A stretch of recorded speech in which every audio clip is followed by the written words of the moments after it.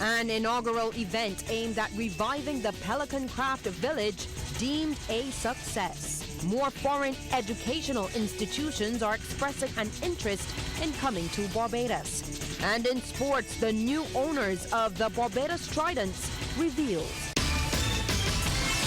Broadcasting from our studios in the Pine St. Michael, this is CBC News Night, starting now. And a very good evening to you. I'm Lisa Lord, and this is CBC's News Night. In our top story, Prime Minister Mia Amor-Motley is at this hour locked in a marathon talks session with stakeholders in education to discuss violence and other issues at schools. The consultation started around 10 this morning, and it follows a meeting called last Wednesday by the Barbados Secondary Teachers Union to discuss similar matters, especially student-on-teacher violence. And following that session, teachers emerged with an updated protocol which outlined the acceptable responses to violence in the classroom. Well, more foreign-based educational institutions are expressing an interest in setting up in Barbados. Acting Education Minister Senator Lucille Moe says that while government would welcome them, it's important that their offerings are up to standard.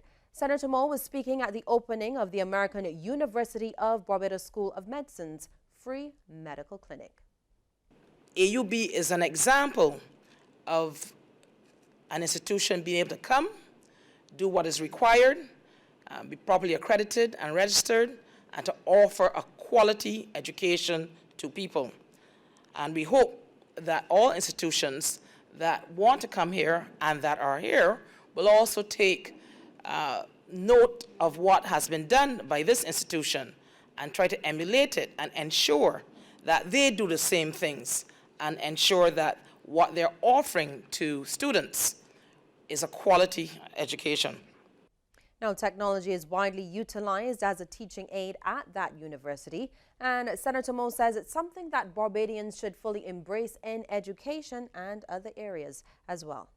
And we here in Barbados must keep up with the technology and allow the technology to work for us and work for us within the educational framework.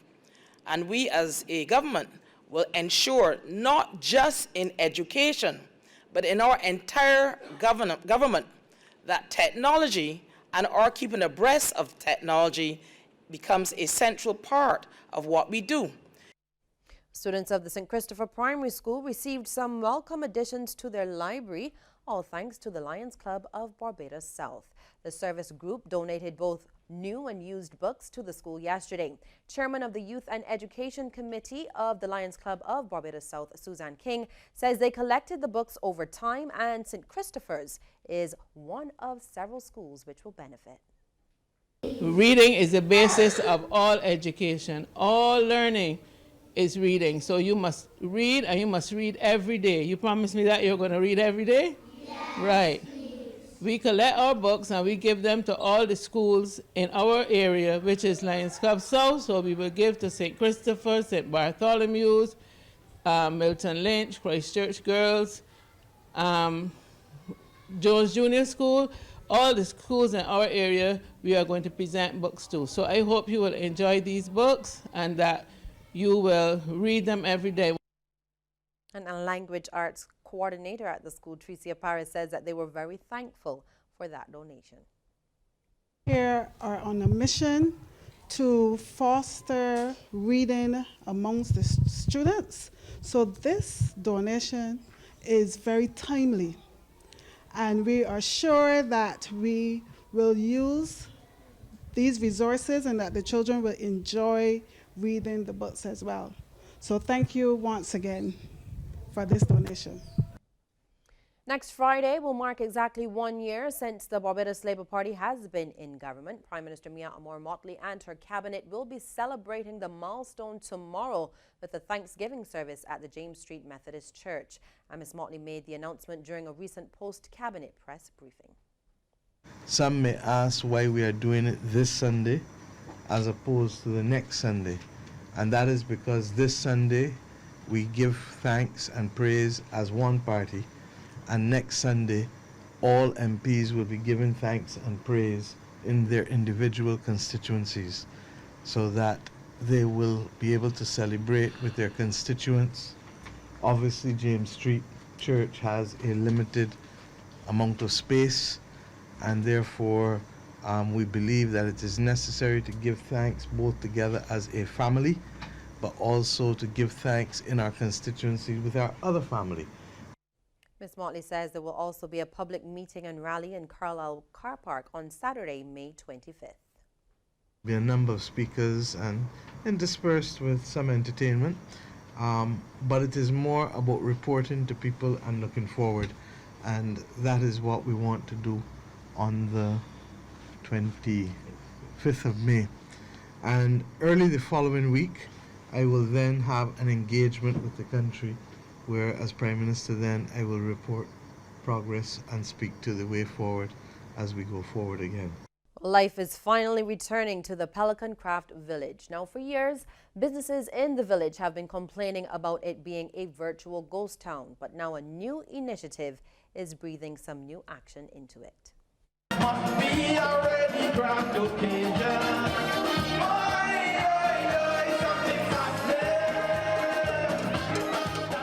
That's right, something is happening at Pelican Craft Village, and the inaugural Festive Fridays has been deemed a major success. The weekly event is the brainchild of the Barbados Tourism Marketing Inc. It was designed to bring increased economic activity to the area by pulling in more patrons, all in the lead up to the Crop Over Festival. Tourism Minister Kerry Simmons says this was needed for a long time. I have seen firsthand vendors making sales. I've seen the tourist community here dancing with locals. It is a party atmosphere. It has been a party atmosphere from about 4 or 5 this afternoon, and people have not gone back to the ship. I am satisfied that this is a good beginning, and we have to continue to build out on this and to make it sustainable as we go forward. Cultural Ambassador of Barbados, Stetson Red Plastic Bag Wiltshire, definitely gave the effort 2 thumbs up. This is a wonderful way to also to make sure that visitors, when they come to Barbados, there's something to do. They can enjoy themselves. There's food, there's drink, there's everything here. You can see a lot of and experience a lot of Barbadian culture. So I think it's a wonderful initiative, one that should continue. And I think that as we go on, it's going to actually grow even bigger. And the visitors we spoke to were very impressed, not only with the festival, but the island. The island is beautiful, the best island so far. This event is wonderful. We get to dance, we get to eat, we get to buy stuff. My favorite thing about Barbados, besides Rihanna, is the beautiful scenery. It was the most beautiful place I've ever experienced. So thank you, Barbados. If you want to remain married, you better take her to Barbados. And you couldn't want a better message. Well, 14 members of the Royal Barbados Police Force are the latest recipients of the Regional Security Systems Medal of Merit. The officers received the award for assisting in the recovery efforts in Dominica back in 2017 following the passage of Hurricane Maria. And Rianne Phillips tells us more. Inspector Christine Stanford was in charge of the 14-member team deployed to Dominica in 2017 following the passage of Hurricane Maria. That Category 5 system with 160 mph winds left a trail of damage beyond their wildest expectations. We left here to go to Dominica not knowing what to expect. And when we got there, I went like, wow, what is going to happen? What are we going to do? Everything was brown, everything was flat. What really hurt us was the people that we were traveling on the vehicle with water, and the people were running and actually pulling the water from the vehicle. If we were walking with our food, they were actually asking us for our food. It's those little things that made a big difference to us. Commissioner of Police Tyrone Griffith commended his officers for their efforts. When you got the reviews from the commissioner and the lead officer on the ground about the team, the Barbados team, they were very, very high praises sung on behalf of the team. And for females to be leading the team in those conditions was really exceptional. And when myself went down, and I think when Mr. Williams came after as well, we were shocked by the conditions that we saw there.